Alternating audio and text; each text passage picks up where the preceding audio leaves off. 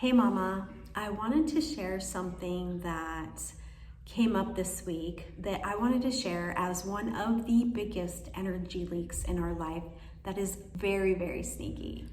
But as it slowly drips every single day, month, year, it's something to really notice. You can control this and really take your mom energy back. And it's not sticking to your boundaries and your values. So when we don't stick to our boundaries and our values, we have that guilt, that shame when our inner compass, when our soul, our intuition is saying, no, don't do that. You know that's not congruent, you know it's not integrous, and we do it anyway. And what comes after is guilt, shame, and it happens really subtly. So an example would be when my daughter she would ask me, in the middle of the day if she was home, whenever I was working, she'd be like, Mom, hey, could you take me to the mall? Could you take to my friend's house? Could you do this? Could you do that? And I would go against what I had promised to show up for other people, and I would take her.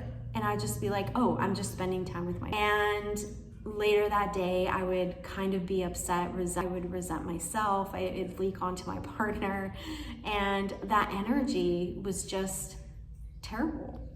It was me just leaking. I could feel it like siphoning my mom energy. And so what are some of the things that we can do to really regain our boundaries, our values? There's 3 things that I like to do to really hone in on those things that are really important to me.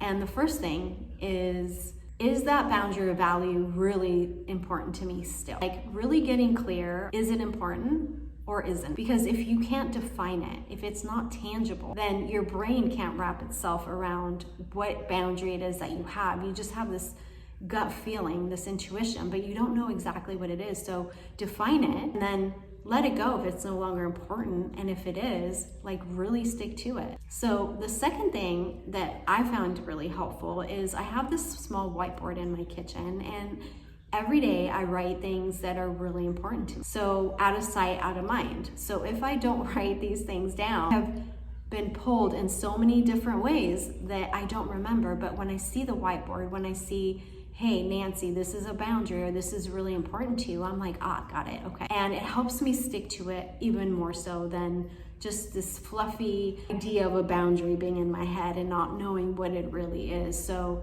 defining it and then writing it. And then the third thing that I find is really helpful is like talking to my daughter, talking to my partner and saying like, I want to be integrous. I want to be congruent. These boundaries to me, so I need you guys to respect.